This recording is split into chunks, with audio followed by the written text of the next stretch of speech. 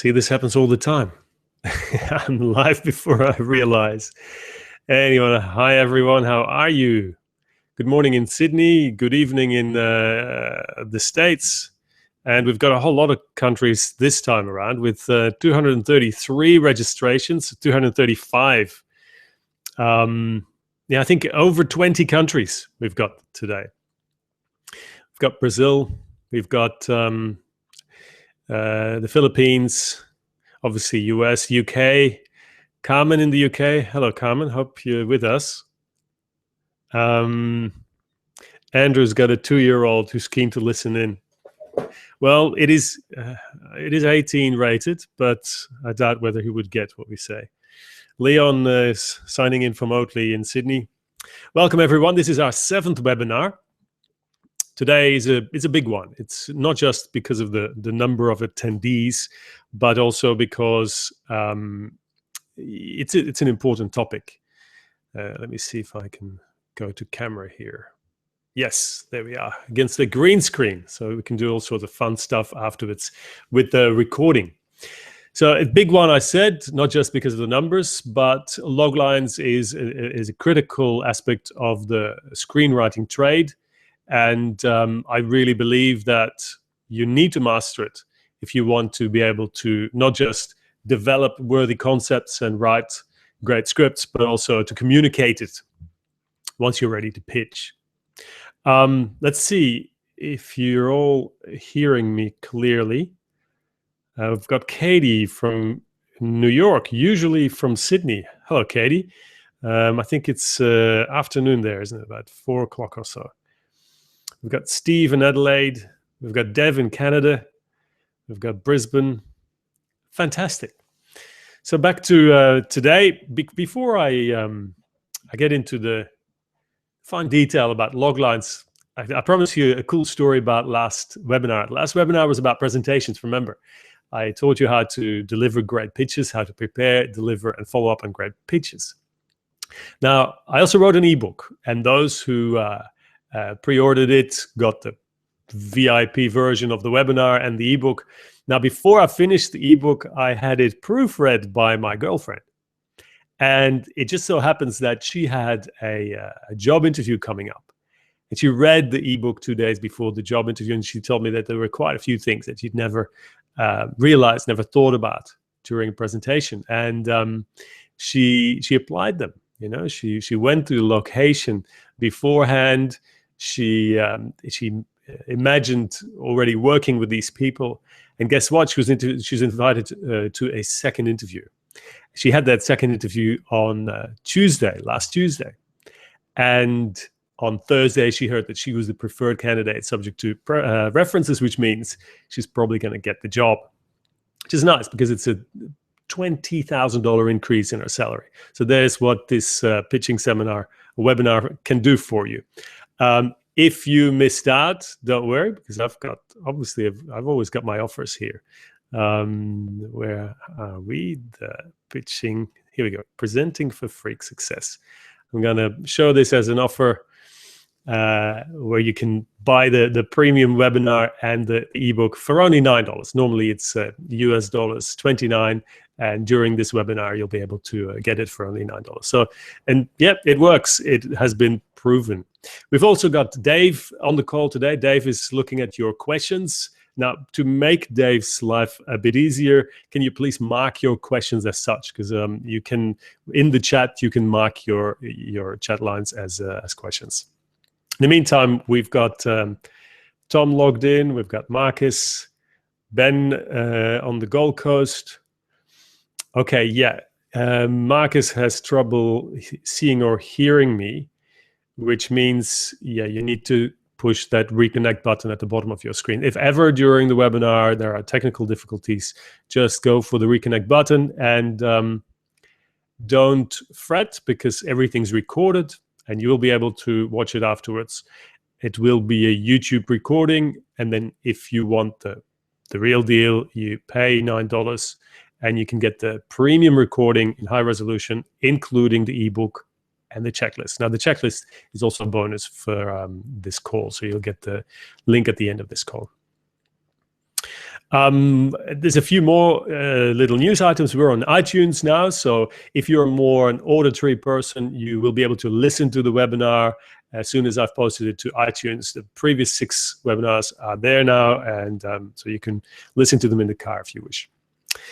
There is a 30-second delay during this webinar between me saying something and it actually coming through on video. So this is important for when you post something in chat. The earliest I can respond is 30 seconds. I may see it immediately, and I may respond immediately, but you only get it in 30 seconds. What that also means is that with the questions, we won't be able to interact immediately. A few other interesting things. There'll be a workshop end of this year for people in Australia or people willing to travel to Australia and spend a few days in the Blue Mountains. I'm working on a high-end, private, exclusive script or story development workshop. It'll be about 4 days and 4 nights at a remote location in the middle of the Blue Mountains. I've done a recce during Easter break, and I found a fantastic location. I'll tell you more about that. Details will also be sent via email in the next few weeks or so. So this webinar is all about helping you, telling your stories, getting your stories written, and getting your stories out. I think we're about ready to go. We've got 39 people. We're expecting a lot more. There should be about, I'd say, 100 people in the course of this webinar. Good. So I want to help you with that, and I found that Loglines are a very powerful way of achieving that. With minimal effort from your end, we'll be able to achieve a great deal of result. I'm going to switch now to my presentation that I prepared for you guys. If I can do that. It's always behind the scenes. You should know what's going on here. In fact, in the premium version, what I'm going to do is I'll zoom out at the end of the webinar so you see what's going on around me. It's quite a challenge to keep the focus, and also the technical side is interesting. All right, so this should create, there we go. That's it. Now I'm going to share that with you. That's the way we do that. Share, bang, it works, beautiful. Present to everyone. And now we're gonna make that full screen if we can. Yeah, okay. So that was last week's webinar, or 4 weeks ago rather. And that's the ebook you'll be able to buy at the end of this webinar. So yeah, that's the 20,000. You can buy it for $9. It's all US dollars, guys, because we're now talking to the world. Sorry about that for Australians. I know the exchange rate is not the best, but we've got to be clear about this. So I want to demonstrate today that loglines are absolutely critical. I also want to show you how simple they are. They're deceptively simple. If you read loglines very often, they sound very complex. They're not. And that's often misunderstood. What is understood is the elements that are essential to make your logline work. And I'm going to go in great detail into those elements. Now, don't confuse the logline with the slugline or even the tagline. That's where a lot of confusion is. A lot of people think they're writing loglines, are actually writing taglines. Taglines are the teasing lines on the poster. You know, a famous one is "In space, no one can hear you scream." So that is a tagline. That's not a logline. The logline tells us a story. The tagline gives us a feel and is more of a teaser. A logline, the word was used very much in the late 1700s, early 1800s. Now, how's that possible? Because wasn't it just the studios, the Hollywood studios, who introduced it in the 1940s? There's a little bump there, if you see on this graph. This is a graph that shows the use of the word logline in history. And there's virtually nothing. And then in the 1980s, there's a massive spike. Why would that be? Well, go to the dictionary, and here's the explanation. So in the 1800s, late 1700s, logline was a line to which a ship's log is attached. Obviously, that's not what we're talking about. My definition is this. The logline is a brief summary, no more than one sentence of a movie story. So a brief summary, no more than one sentence. Some people use 2 sentences. I prefer one, of the movie's story. I say story, I don't say theme. We'll get to that in a minute. So I like to say loglines rule. Loglines are among my favorite topic in screenwriting, just because they are so powerful. With minimal effort, focusing on loglines, you can get results in a lot of areas of your screenwriting career. And let's have a look at this. This is an entry form for the film market in Berlin, the Berlinale. An entry form for producers who want to show their film on the market and have it listed in the trade magazine Screen International. These entry forms exist for every trade magazine, Moving Pictures, Variety, Hollywood Reporter. They all have a similar entry form. And at the bottom of this entry form is some space for the logline. And look, it says 25 words maximum. We'll talk about that word count. I'm fairly loose on it. And, the experts know that the more complex the film, depending on the genre of the film, you may have to go over that word cap. One of the reasons why the logline is something you need to understand is it will give people an instant perception of a lot of aspects of your project. Those who've read the book Blink, the Malcolm Gladwell book, will understand that in life, we can't always do the hard work. We can't always go into every detail about something we need to make a decision on. And in Blink, Gladwell explains how that works. The logline is a great example. From these few words, professionals will be able to draw conclusions that are highly reliable. So when for the amateur, entry-level screen professional, it seems like we cannot communicate the fine detail of our project, then someone cannot possibly have a good idea of whether it's going to work. Well, they do. They do have a great idea. Just because of that Blink principle. We highlight some key aspects of your project, and those are the ones that will determine further down the track with great level of certainty whether or not it's going to fly. Read Blink, it's a great book. Other things that logline can be useful for, I love it for its ability to test concepts. It already, when it's properly structured, a logline contains the essence of the structure of the film. You can use it to keep focus during development. Robert McKee said something about what he calls, and I forgot what his word is, but he said Tadechevsky would sticky tape it to his typewriter just to not forget what it really is that he was writing about. The controlling idea, that's what McKee uses it, calls it. The logline also prepares you for pitching. Some producers ask for loglines, others don't. Some teachers say, don't ever give your logline during pitching. My students will remember that when we had a pitching session, we had a senior producer, the first thing he asked was the logline. So do have that logline ready when you go pitching. Once you go market your script or your film, that logline is dynamite. As you see, you can use it many places. You can use it at the film markets.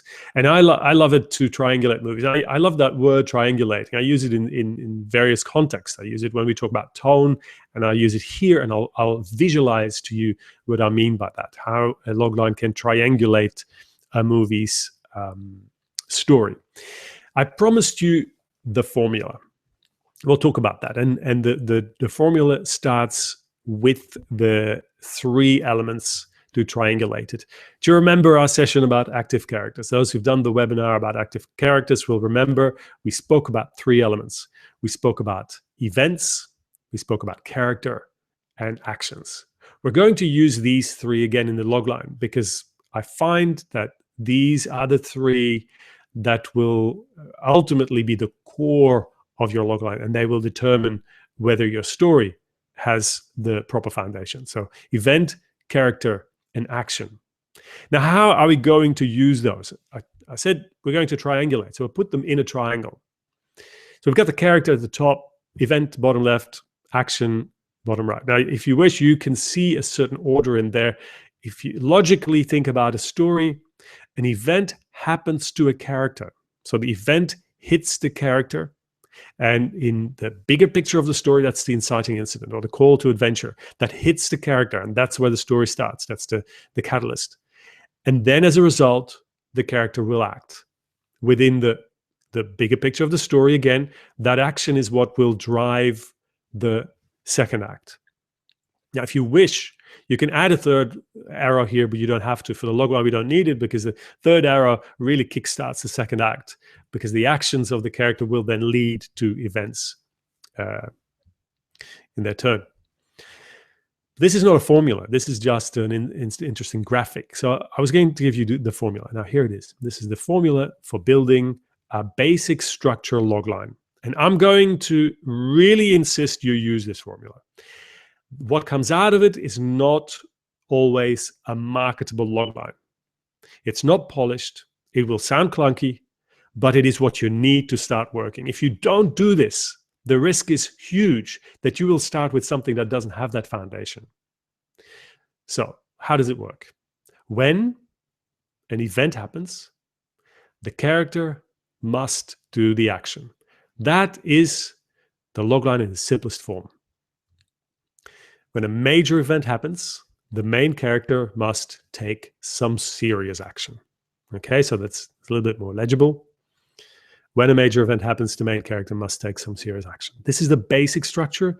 Later, when you've got it down, you can start moving it around, make it sound better, embellish it, add detail, add theme if you wish, but you must start here. I've seen people try to take liberty and it doesn't work. You always end up in disaster. So let's see if we can apply this.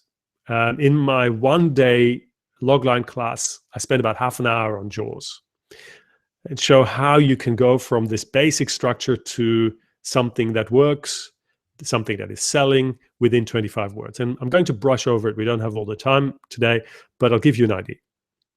So in Jaws, the major event is the first scene or first sequence when a swimmer is killed by a great white. The main character is Chief Brody, is the town sheriff, and he must take some serious action. And that's tricky because the film happens in two parts. I'm going to choose the more selling part, which is the second half. In detail and in the ebook, I'll focus on how to deal with these instances where you have a story that has two distinct parts, where the midpoint really changes that direction. By the way, if any questions come up, guys, feel free to post them now. I can answer them later, but feel free to post them anytime. Dave is keeping an eye on it. So the main character must take some serious action. And in Jaws, that would lead to when a great white attacks a beach town, the sheriff must kill the shark. You're looking at that and obviously it is deceptively simple. It may sound simplistic, and it is, but it is the start. Okay, so the great white attacking the beach town is the inciting incident. You must have an inciting incident. You must have something that is of a magnitude that is clear to whoever is going to assess your story, that it can trigger something of the value of a film. Now the character, the sheriff, that's not enough. We're going to have to build a little bit on top of this, because great stories have a character journey. They have some theme. And that's often encapsulated in the description of the character. Here, the sheriff, the problem with the sheriff is not necessarily that he's afraid of water, although that's an irony, that's interesting. But I believe that there's something far more important going on in this story. And if you watch the film a couple of times, you'll see that the sheriff doesn't take responsibility. He doesn't take responsibility at home, and he doesn't in his job. So he needs to learn responsibility before he goes out and kill the shark. Before that happens, before the midpoint, he's bickering with the mayor. So I'm going to now skip forward, and the whole thinking I apply to the Jaws logline in the ebook and in the class, I'm going to skip straight to the end result, under 25 words, covering all those important aspects. Here we go. When a small coastal town is shaken, or a small beach town is shaken by a deadly shark attack, or a white shark, a great white, you can remove that or change it, modify as you wish. The local sheriff has to take responsibility. That is a hint at his character journey, and stop the killing monster. Up to the midpoint, he's battling the mayor who doesn't want to close the beaches. Now, closing the beaches is a temporary solution. The ultimate solution is to kill the shark. That's a closed goal. And in most genres, you need that. In most genres, the ultimate goal of the main character must be a closed goal, a goal with a defined endpoint. And in Jaws, we have that only from the midpoint, because killing the shark, when that's happened, we will know it. And as you know, because you've all seen the film, it's obvious when that happens. Let's try this on a somewhat more complex film. And I have to give credit to the users of Loglines, because I went there to copy a few loglines of classics. And the first one I'm going to use here is The Prestige.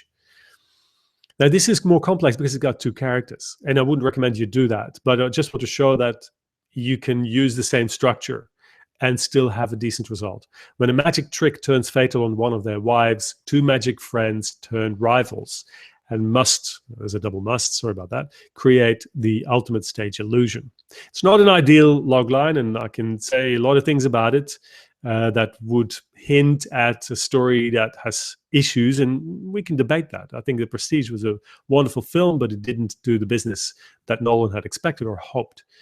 And there are issues with that story, one being the shifting protagonist. I would say that it's impossible to write a proper logline for a story that has two characters. Why? Because each story, each journey only applies to one character.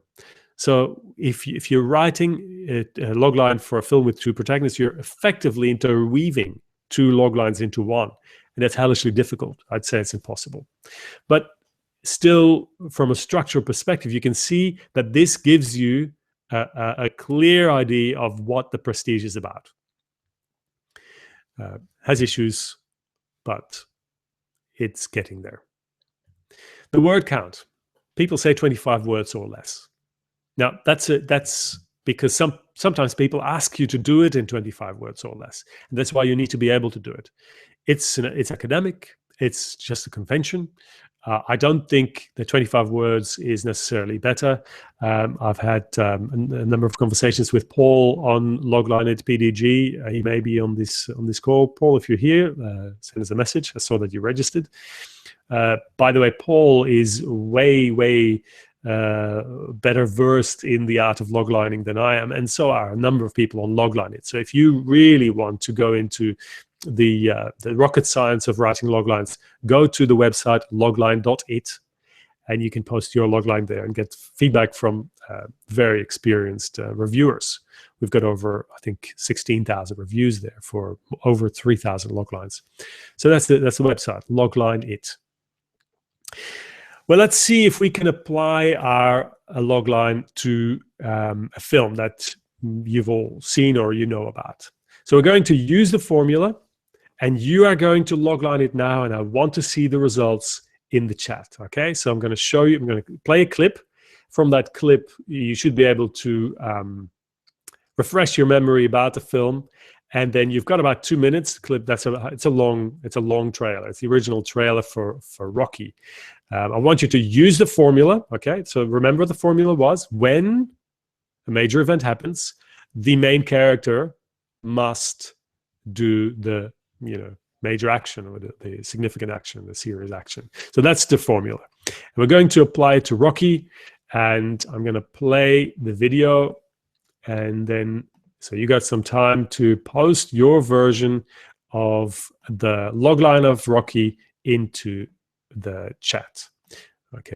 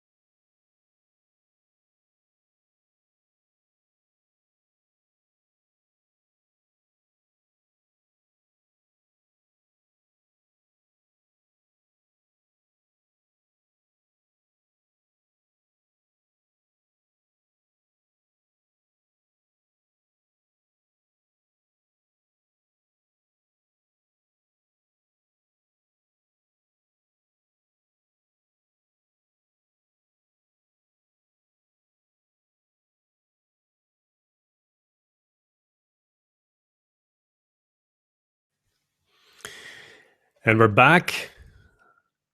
That was Rocky, the trailer, the long trailer, the original classic trailer.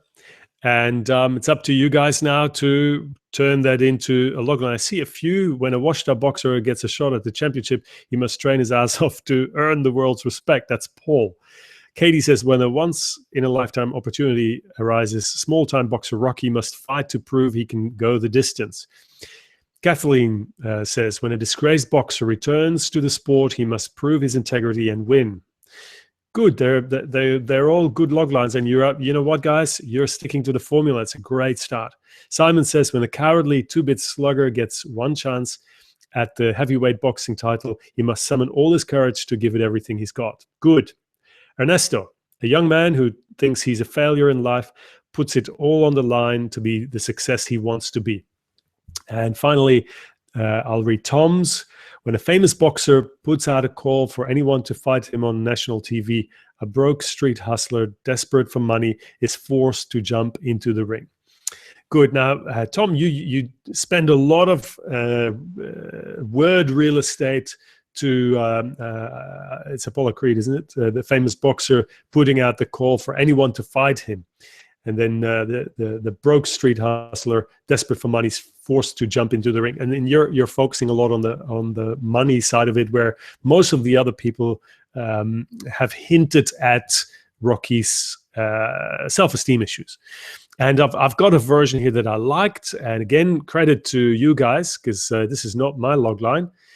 When offered a shot at the world heavyweight title, a self-doubting boxer must fight the fear inside to win the battle in the ring. The reason why I love this logline is it is clear. It gives me the inciting incident. It gives me a great feel for the character in terms of the journey he can go. Self-doubting boxer that promises us that character journey, that hero's journey. We can see his transformation, or the transformation that he should go through. And there's still a clear outer journey. You know, the world heavyweight title, and he must fight the fear inside. He must overcome his weakness to win the battle in the ring. Great log line, well within 25 words, and it's hitting all the marks we need. Well done. I think it was, in any case, we're going to look at another one. That one was written by Sumi, one of the current story series students. I was quite excited about that one. So let's do another one. I won't play the trailer this time around, but I'd like to see what you guys do with The Revenant. So it's more recent. It may be fresher in your mind. So see if you can do that quickly. So as soon as you see the slide, see if you can type your version of The Revenant logline in the chat. And keep in mind, so you focus on the inciting incident. What is it that kicks off the story? What's the catalyst? What is the main character's flaw and strength? You can include both, and ideally you should have those in the longer version. If you just want to hint at theme, then it's good to stick to the weakness, but a great character has both, has strengths and weaknesses. So post your Revenant logline in the chat. I don't know whether we're going to have the time to wait for it, you know, that 30-second delay. In any case, I'll post Sumi's version in a minute, and then you can compare. Now here we go. Paul's got shot and left for dead. A talented hunter must survive the wilderness to hunt down the man who killed his son. Great. I think that is PDG, Paul, because there's not a lot of people who can do that on the fly. Paul, I'm very, very glad to have you here, no matter which Paul you are. Shot and left for dead. A talented hunter must survive the wilderness to hunt down the man who killed his son. It's good to read it a couple of times. So we have a clear inciting incident. We have a strength, talented hunter. Now he must survive the wilderness. That is an open goal, but hunt down the man who killed his son.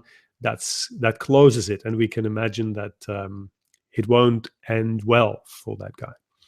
So after being mauled by a bear, a 19th century frontiersman struggles to survive in the wilderness and avenge the man who left him for dead. That's almost literally Sumi's version. Mauled by a bear and left for dead by his own hunting party, a frontier man must survive the Arctic wilds and seek revenge for their killing of his son. We've got the double must there again. I don't know what's going on. Kathleen has, when a son's senseless murderers leave. Oh yeah, when the son's senseless murderers leave the father for dead, he hunts them down for revenge. See, I think that's a good start, but I would always focus on the main character. So when the father, and rather than say when a son's senseless murder leave the father. So the father is the object of that sentence. Steve says, when his son is murdered, a wounded fur trapper must survive the wilderness and hunt down the killer. Great. That's a punchy logline. I like it. And finally, Ernesto, a father loses his son to a murder and must fight to survive the wilderness for justice. See, that's an open-ended goal. When you are in big business territory, when you're writing for Hollywood, it's good to have that closed goal.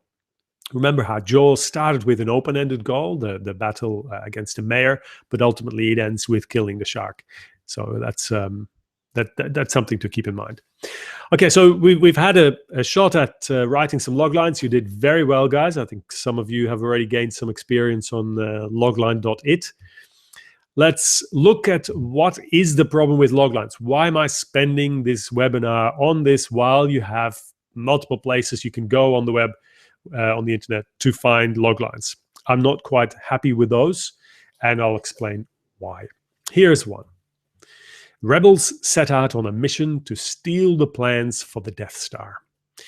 Recognize it? That's very hot these days. I think the trailer was released only last week. Rogue One. It feels like a logline, but if this were not for a franchise that was already proven and that already had guaranteed audience, you would have great trouble selling this. First of all, Rebels. It's as bland as it can be. We have no clear idea of who the character is at the forefront of this story. Set out on a mission to steal the plans for the Death Star. That's the action. So we don't have the inciting incident here. Why are they doing this? What happened? What's setting this story in motion? If there were not a valid catalyst in the story, an audience would have trouble understanding when the story really starts. We'd be watching and watching, and we wouldn't have a clue whether we're in the story or not.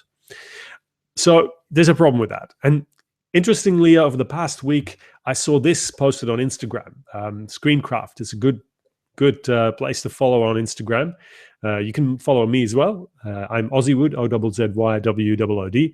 Now, this is a quote from David Mamet that I often use in my character classes when we talk about character development. Mamet says, every scene should be able to answer 3 questions. Who wants what from whom? What happens if they don't get it? And why now? Most loglines forget that last one. It is critically important. Why now? Why is this story happening right now? Because if this could have happened before, then why are we not watching it the first time it happened? Because the first time is always bigger, isn't it? I mean, the first time is a bigger, greater experience, a more emotional experience. So the why now is absolutely critical. And that's often missing. So I don't think that's a great logline for Rogue One. I think it's a very poor one, and it doesn't tease me for the story. And if you want to give something away about your story, give away the catalyst, give away the inciting incident. And you can be vague about the rest, but really the inciting incident we need to get. Do you recognize this one? 2 imprisoned men bond over a number of years, finding solace and eventual redemption through acts of common decency. Obviously, you recognize The Shawshank Redemption. Great film, not the huge success that you might think it was. 2 characters. In the logline too, focus on both. I'd say when you write a logline, focus on one. Thelma and Louise, yes, it's about both, but ultimately it's the journey of Thelma. Shawshank Redemption, it's both Andy and Red, but ultimately the transformation is Red. So Red is the hero character. And the log line will be stronger and sharper by focusing on that one main character, and you can bring the other character in as part of the catalyst, because it is the appearance of Andy Dufresne in the life of Red that starts his transformation. So I would rewrite that log line and really bring in the why now. So it's a story of Red, and it changes because of the appearance of Andy. And there's a great focus here on theme, and theme doesn't sell, not in log lines. When you go to film markets, it's not the theme that sells. Theme works if you have a proven team of filmmakers, when you know that they will deliver something at a high standard. Because when you have low concept, and that's often the case when you focus on theme, you need supreme execution. Then your film is execution dependent, and it's going to be hard to sell that in a log line. So again, Shawshank Redemption, great film. This is not a log line that would sell it for me. Now, Australians have been waiting for this one. It's my bugbear. A young girl flees her hometown and arrives in the Australian Alps, where new experiences help her learn the differences between sex and love.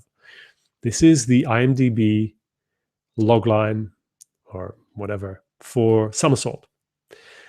Again, a very heavy focus on theme. A young girl doesn't say anything about her weaknesses or strengths. You can say that by the end of the sentence, yes, she needs to learn the differences between sex and love. So that probably is her weakness. But give it up front so we have a feel for the character before you tell us a story of that character. Okay, I'm not going to spend too much time on this one because it's just appalling. And I'll tell you what, and I have to tell you this, years ago, this was an example of how a logline should be written by an Australian state funding agency. It's about the same film. A teenage girl runs away from home, hoping to find herself through love, but the people she meets are as lost as she is. Needless to say that this is completely useless as a logline. You're not going to sell anything, and audiences will not respond to this. At the time, the filmmakers were not very well known. It's not something that sells, and you will struggle to break in if you write loglines like this. Go back to your core basic structure, the formula I gave you, build from there, and maybe you can come up with something that is more appealing. So when are you going to use this? When are you going to use the logline? There are two main instances. I've already hinted at it. Development is one. While you're writing the story, while you're developing your concept and writing your script. And secondly, during the marketing and development. Here are a number of steps. When you test your concept during development of story and script, when you submit to contests, when you market the script to producers, you may use the logline in your query. The producer will use your logline when they pitch to financiers, sales agents, sales to distributors, and so forth.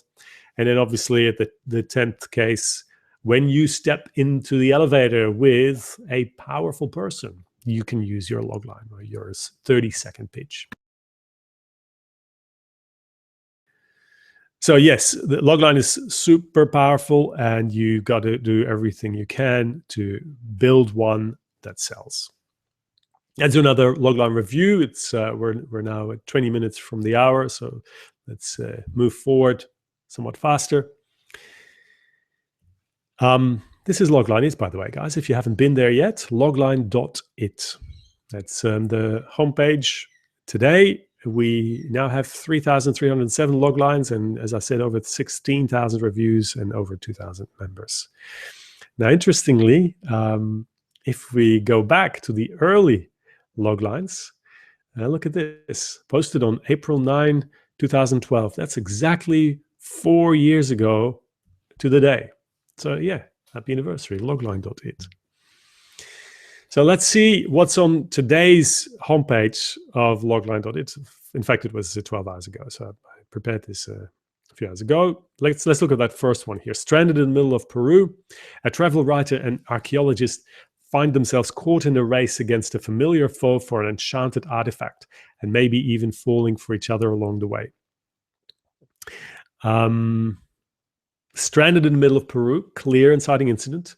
A travel writer and an archaeologist, we've got two again. It's a problem. I wouldn't do it. Find themselves caught in a race. That to me is again an inciting incident type of phrasing. Find themselves caught in a race against a familiar foe. But this is the action. So the wording is not very, very fortunate. For an enchanted artifact. And the enchanted artifact is that's the MacGuffin, isn't it? It's we don't really care about it, but we have to believe that they care.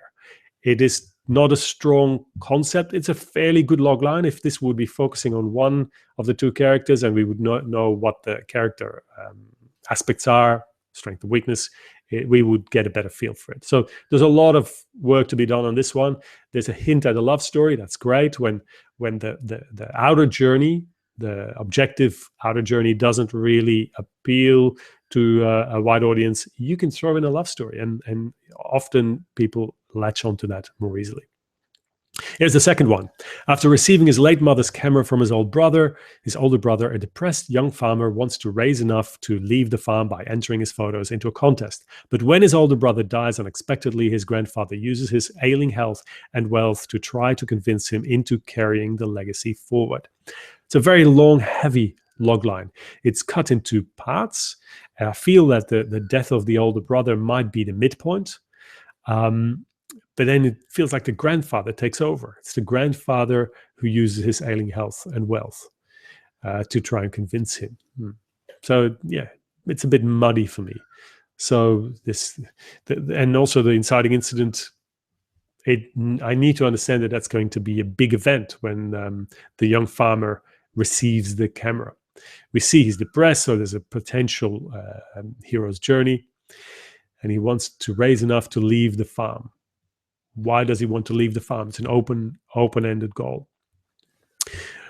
So there's a few things we can say about that straight up here. That's a fairly recent one.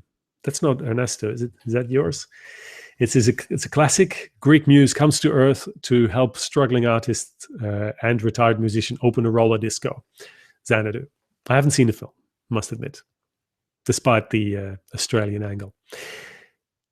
That's it's a rough logline. You need to write a logline as a properly formatted sentence. A Greek muse comes to Earth to help a struggling artist and a retired musician to open a roller disco. Now, from this logline, I'm not convinced that the movie would work, but it was successful, I think. Yeah, maybe you guys can give some hints on how to improve this one if you know the film. Okay, I've got something coming up on my screen here. Any connection? I hate these notifications.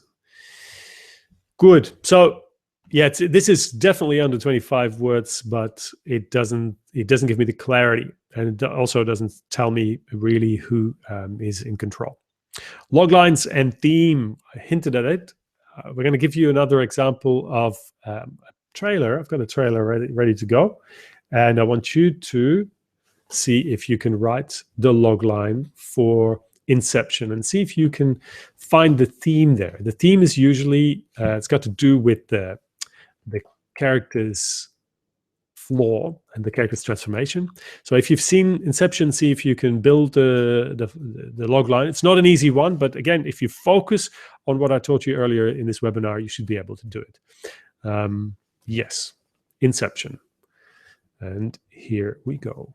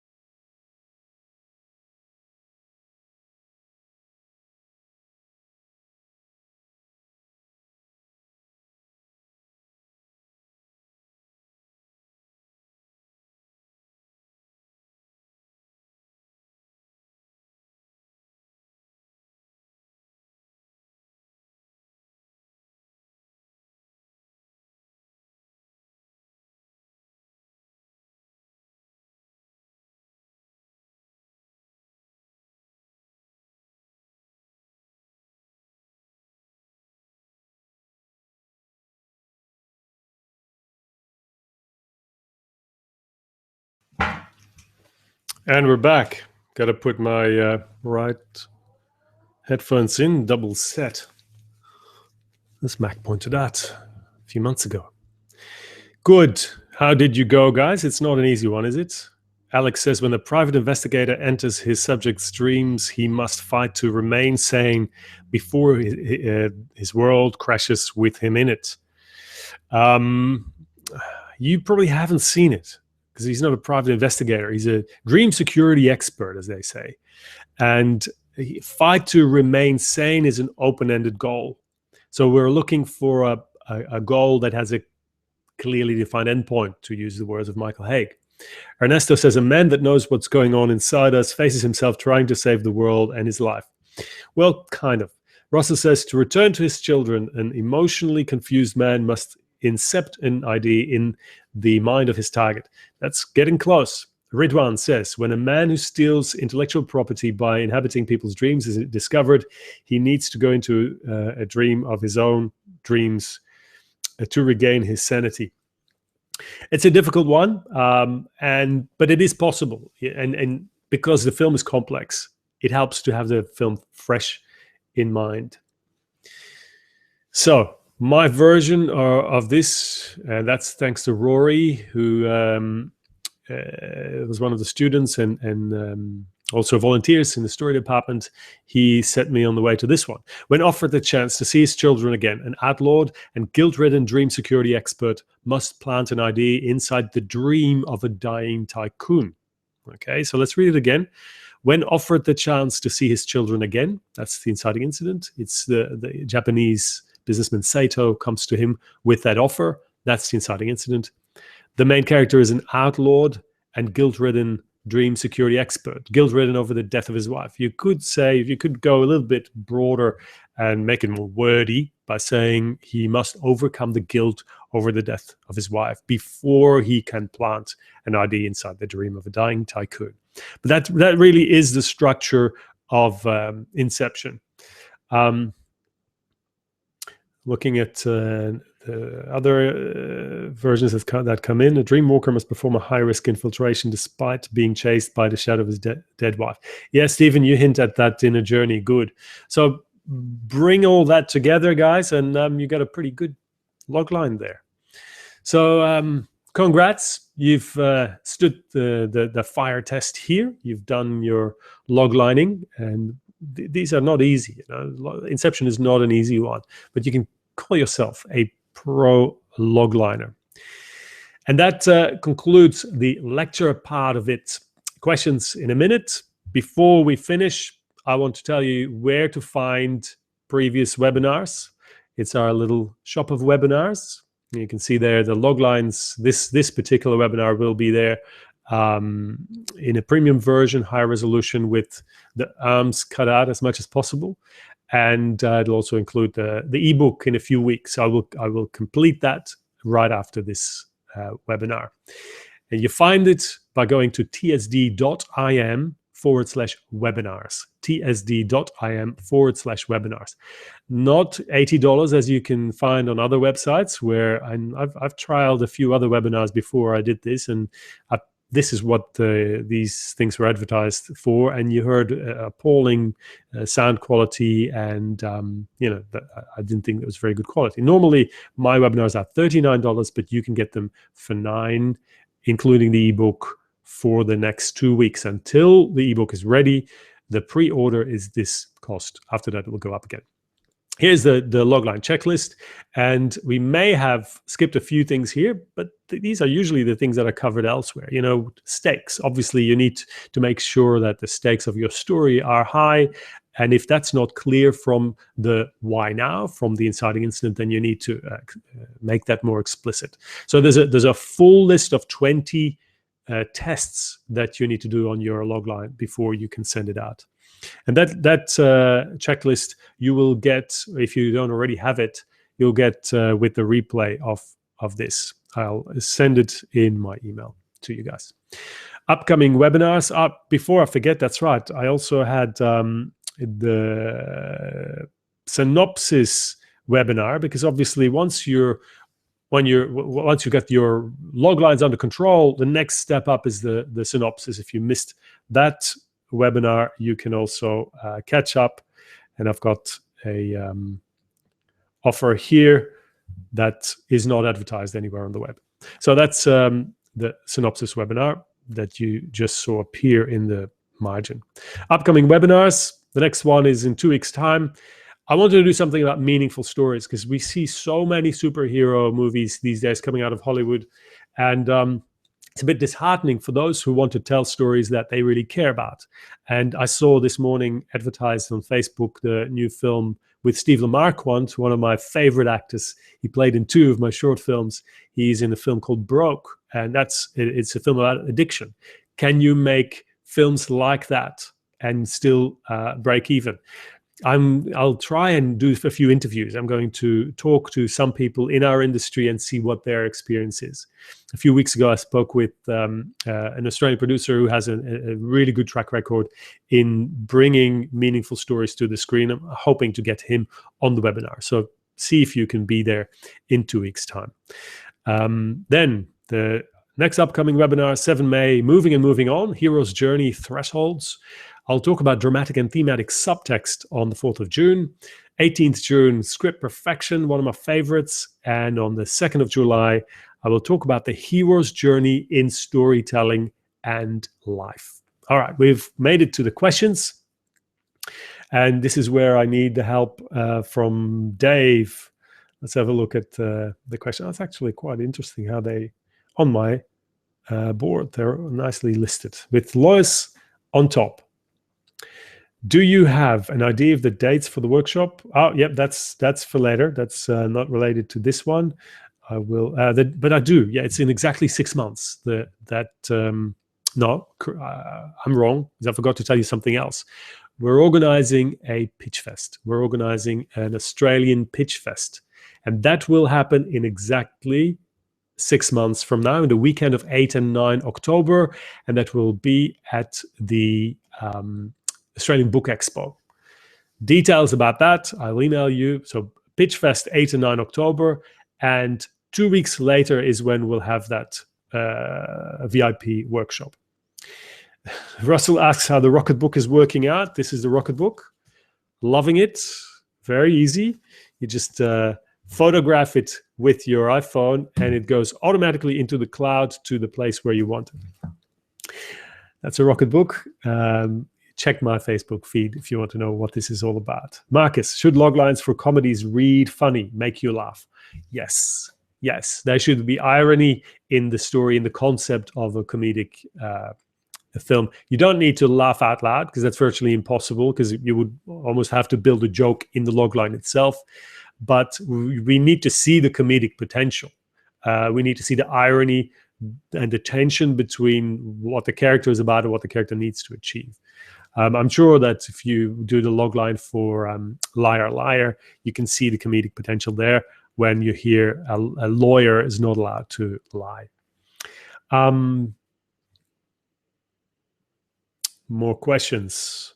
Tom, yes. Tom, you had a good question. I like this one. I have polished concise logline, but since fleshing out the story and rewriting the logline, it has become messy. Is this normal? Yes, that's absolutely normal.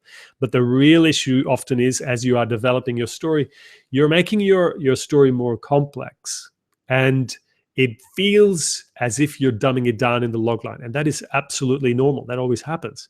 But don't fear. If you stick to the formula, any professional will understand what's going on. So yes, it will get messy, but you need to rewrite that logline to bring back the clarity and to trim out what is not essential to understanding the key components, which are inciting incident, the character, and the main action for the story.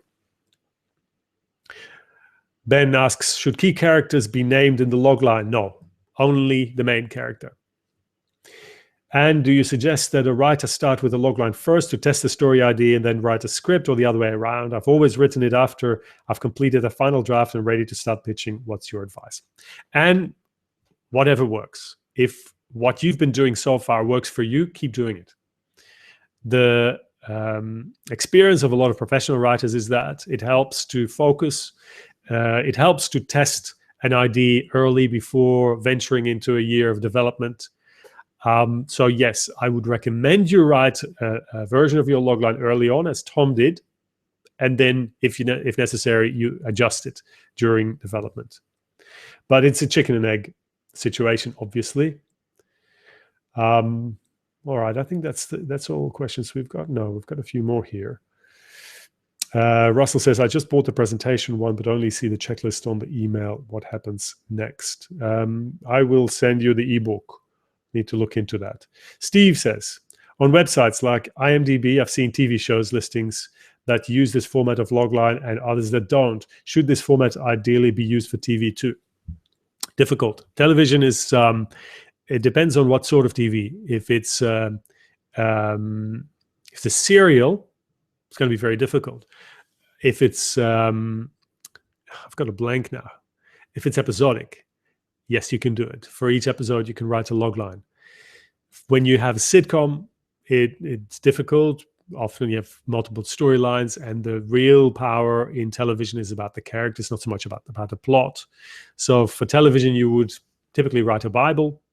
In that Bible, you would set up the key elements of the show, character, setting, theme.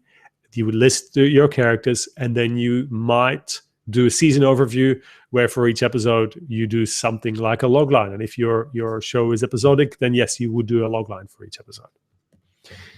All right, I think that's all for today. Thanks, guys. That is all. I wish I had more to give you, to sell you, but thanks for being with us. And you can sign up for all of the webinars next time you sign up for the one about meaningful stories. Then you don't need to worry anymore. You'll be automatically subscribed. How good is that? Any questions? Email me. You've got my email address. Just reply to the notifications. All right. Have a great weekend, and thanks for joining. Bye.